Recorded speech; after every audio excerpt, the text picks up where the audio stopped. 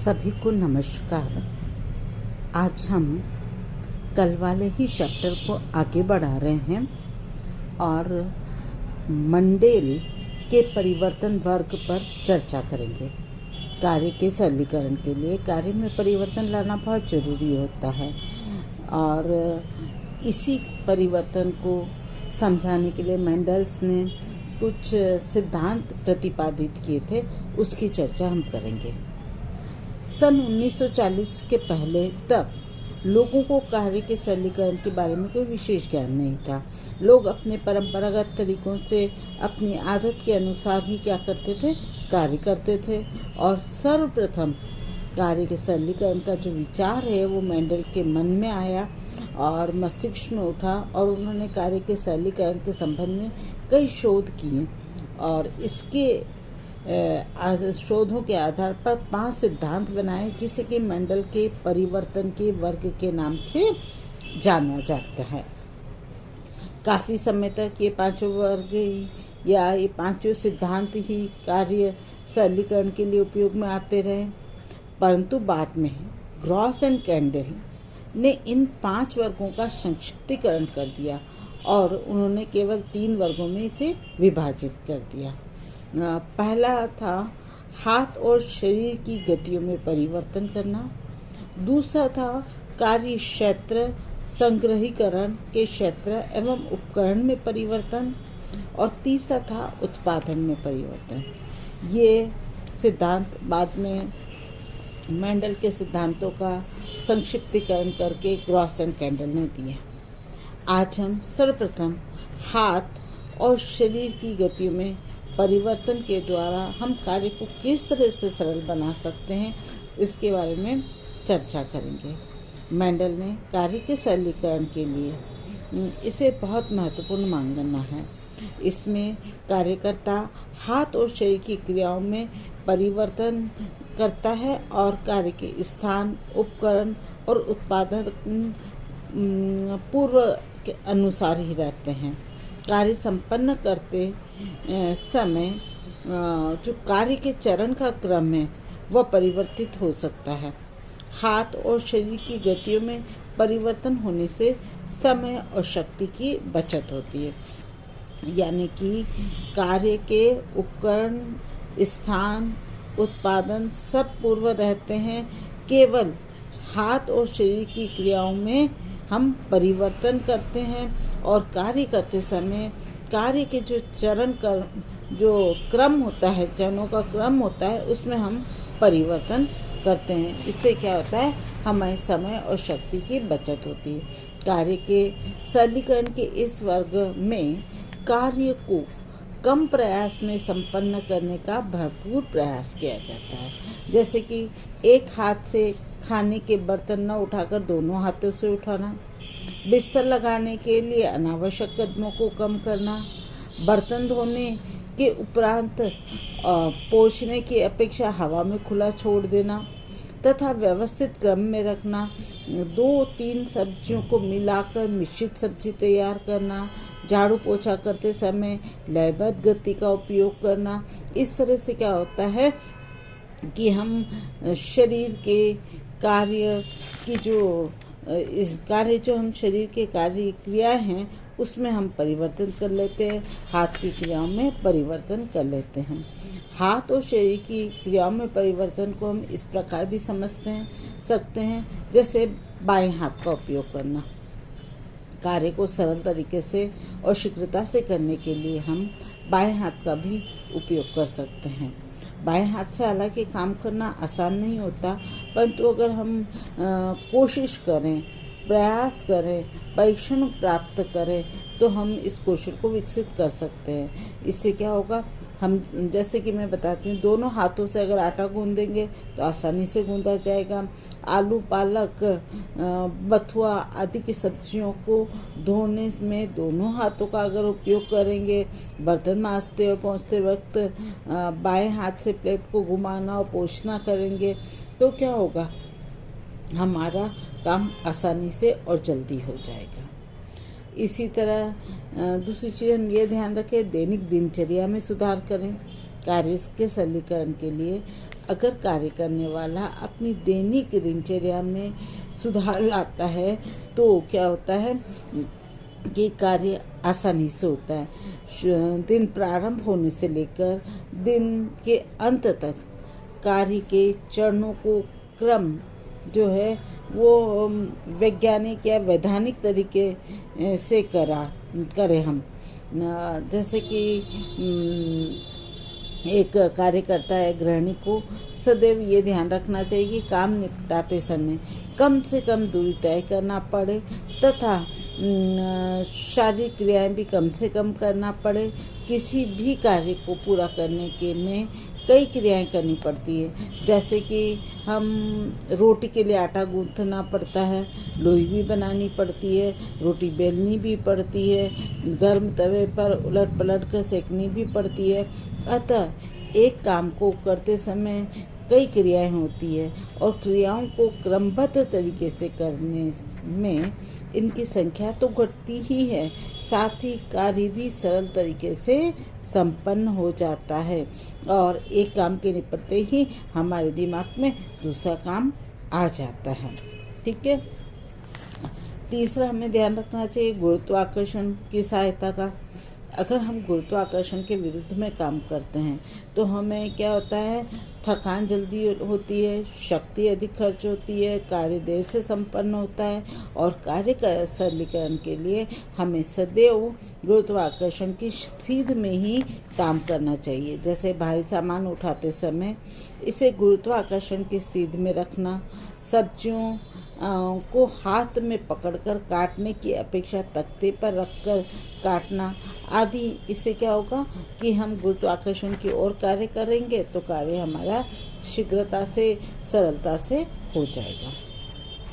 Next हमें ध्यान रखना चाहिए क्रियाओं को कम करना। कार्य करते समय कुछ अनावश्यक क्रियाओं या जो कम महत्वपूर्ण क्रिया हैं उन्हें हम हटा दें या कम कर दें। जैसे कि बर्तन धोने के पश्चात पोंछने की अपेक्षा उसको हवा में सुखा दें, धुले हुए कपड़े को निचोड़ने की अपेक्षा कुछ देर यूं ही लटका कर रखें ताकि पानी टपक टपक कर निकल जाए। तो इससे क्या होगा कि हमारी अनावश्यक जो क्रियाएं हैं वो कम हो जाएगी और हमें थकान कम होगी। इसके बाद हम 2-3 क्रियाओं को एक साथ करना, इससे क्या होगा कि हमारी काफ़ी समय और शक्ति बचत होगी। कुछ घरेलू क्रियाएं ऐसी होती जिन्हें करते समय अधिक निगरानी रखने की ज़रूरत होती। उन क्रियाओं के साथ अगर हम दूसरे काम कर सकते हैं, जैसे दाल पकाते समय सब्जी काट लो और सब्जी पकाते समय बर्तन मांज लो, आटा गूंथना या सलाद काटना आदि काम हम कर सकते हैं। तो एक ही काम के साथ हमारे 2-3 काम हो सकते हैं, तो हमारी समय और शक्ति की बचत होगी। कार्य की गतियों का उपयोग। फिर नेक्स्ट हमें जो बात ध्यान रखनी चाहिए वो कार्य की गतियों का उपयोग हम कैसे करते हैं। ये भी हमारे कार्य के सरलीकरण में सहायक होती है। कार्य संपादित करते समय कुछ अनावश्यक गतियों को भी हम कम कर सकते हैं। कुछ काम ऐसे होते हैं जिन्हें करते समय कार्यकर्ता को या गृहिणी को कई कदम अनावश्यक चलना पड़ता है, जैसे कि रसोई के सामान को एक एक करके न ले जाकर एक साथ टोकरी में या ट्रे में रख कर ले जाना, वस्त्र धोते समय एक एक कपड़ों को उठाकर धूप में फैलाने से अपेक्षा बाल्टी में कपड़े इकट्ठे डाल के फिर उसको सुखाना, ऐसा करने से कई कदमों की बचत हो जाती है। फिर हमें ध्यान रखना चाहिए कार्य का प्रभावशाली अनुक्रम। कार्य के सरलीकरण के लिए कार्य का प्रभावशाली क्रम से अगर हम काम करते हैं तो हमारी समय और शक्ति की भी बचत होती है। प्रभावशाली क्रम से काम करने से अनावश्यक उपकरणों का उपयोग भी कम किया जा सकता है। जैसे कि बर्तन साफ करते समय सिंक के दाएं और बर्तन रखने की गति की कमी होती है और एक ही अनुक्रम में कई चीज़ें को पकाने से बर्तन को बार बार धोना, पोंछना और सुखाना नहीं पड़ता, इसलिए हमारी समय और शक्ति की बचत होती है। फिर हमें क्या ध्यान रखना चाहिए, कार्य में निपुणता, मतलब गृहिणी अगर कार्य में निपुणता और कौशलता विकसित करके फिर कार्य करेगी तो उसका समय और शक्ति की बचत होगी। किसी भी काम में निपुणता हासिल करने से गृहिणी को स्वयं ही प्रयास करना होता है और निरंतर अभ्यास, ज्ञानवर्धक पुस्तकें पढ़ने से, समूह में चर्चा करने से, नवीन प्रक्रिया को अपनाने से, किसी प्रक्रिया को बहुत ध्यान से देखो, निरीक्षण करो और करके सीखो। इससे कौशल में वृद्धि होती है और बौद्धिक शक्तियाँ जैसे स्मरण शक्ति है, कल्पना शक्ति है, ज्ञान है, बुद्धि है आदि का प्रयोग करने से कार्य में कुशलता में वृद्धि हो जाती है, जिससे कार्य का सरलीकरण किया जा सकता है और कार्यकर्ता को क्या किया जा सकता है, प्रोत्साहित किया जा सकता है। और कार्यकर्ता को प्रोत्साहन करने के लिए कार्य के प्रति इच्छा जागृत करने से भी कार्य कुशलता और निपुणता में वृद्धि होती है। वुडवर्थ ने कार्य कुशलता का ज्ञान प्राप्त करने की अवधि में प्रत्येक व्यक्ति को कई अवस्थाओं से होकर गुजरना पड़ता है। वुडवर्थ कहते हैं कि उन्हें सबसे पहले एक्सपेरिमेंटरी स्टेज से होकर गुजरना पड़ता है, मतलब उसे क्या करना होता है, अन्वेषण करना होता है।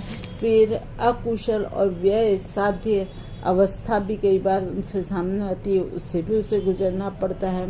कई बार कुशलतापूर्वक कार्य करने की अवस्था आती है, उससे भी उससे गुजरना पड़ता है और इस तरह से वो क्या करता है, कार्य करना बहुत कुशलता से सीख जाता है। उससे उसके समय और शक्ति की बचत होती है। नेक्स्ट हमें किसका ध्यान रखना चाहिए, करके देखना या करके सीखना। किसी भी नए काम को करके सीखने अथवा बार बार करने से व्यक्ति उस कार्य में क्या हो जाता है, पारंगत हो जाता है। यह सही है कि जब पहली बार कोई नया काम किया जाता है तो उसे कई प्रकार की कठिनाइयाँ आती हैं, साथ ही उसमें कई प्रकार की कमियाँ भी रह जाती हैं। भूल और त्रुटि करना मानव का स्वभाव है। कार्यों के परिणामों का मूल्यांकन करके इन भूल को सुधारना और फिर कार्य को करना, जिससे कार्य क्या होगा, आसानी से और सरलता से हो जाएगा। नेक्स्ट है कार्य करते समय शारीरिक स्थिति में बदलाव लाना। इससे तात्पर्य कि शारीरिक थकान को कम करने और तनाव से बचने के लिए गृह कार्य करते समय शारीरिक स्थिति को उचित अवस्था में रखना जरूरी होता है। जैसे उठते, बैठते, दौड़ते, कूदते और झुकते वक्त आदि। उचित शारीरिक स्थिति अपनाने से कार्य करने में कम शक्ति की क्या होती है, खर्च होती है। उठने बैठने से शरीर का भार पेशियों पर न पड़कर अस्थियों पर पड़ता है, जिससे मांसपेशियां और नाड़ियां शरीर के तनाव से पूर्णतः मुक्त रहती है। परिणाम स्वरूप व्यक्ति को शीघ्र थकान नहीं होती है और उचित रूप से नहीं बैठने पर, खड़े होने पर रीढ़ की हड्डी तथा पेशियों में परिवर्तन हो जाता है, जिसके कारण उसे अधिक तनाव होता है और जल्दी ही वह थक जाता है। जितना अधिक शरीर को आरामदायक स्थिति में रखकर कार्य किया जाएगा उतनी ही हमें थकान कम होगी। कुशलतापूर्वक कार्य करने के लिए कार्यकर्ता को उन्हीं मांसपेशियों एवं अस्थियों का उपयोग करना चाहिए जो उस कार्य के लिए आवश्यक हो। छोटी पेशियों की अपेक्षा बड़ी पेशियों की सहायता से काम करना चाहिए। जमीन से भारी सामान उठाते समय घुटने और निस्तब्ध संधि से झुकना चाहिए। जांघों एवं पैरों की बड़ी एवं लंबी पेशियों को उठाने का भार सहन करने देना चाहिए। अगर झुककर काम करना हो तो एक पैर को थोड़ा आगे बढ़ाकर घुटने और टखने के बल झुकाना चाहिए। एक ही स्थिति में रहकर लंबे समय तक काम नहीं करना चाहिए। आसन को थोड़ी थोड़ी देर में बदलते रहना चाहिए। यदि कार्यकर्ता ने बैठकर काम किया है तो अब उसे थोड़ी देर खड़े होकर काम करना चाहिए। फिर नेक्स्ट हमें ध्यान रखना चाहिए लयपूर्ण काम करना।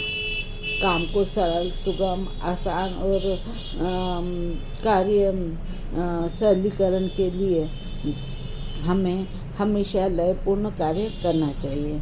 बार बार अवरोध, रुकावट लाने से क्या होता है, कार्य को पुनः प्रारंभ करने में हमें अधिक शक्ति और अधिक श्रम की आवश्यकता होती है। तो ये हुआ कार्य सरलीकरण का एक सिद्धांत, जिसे कि हमने क्या कहा, हाथ और शरीर की गतियों में परिवर्तन लाकर कार्य को सरल करना। कल हम कार्य के क्षेत्र, संग्रहीकरण के क्षेत्र, उपकरण में परिवर्तन वाला सिद्धांत और उत्पादन में परिवर्तन वाले सिद्धांत पर चर्चा करेंगे। इतना अगर आपको आया समझ में, धन्यवाद।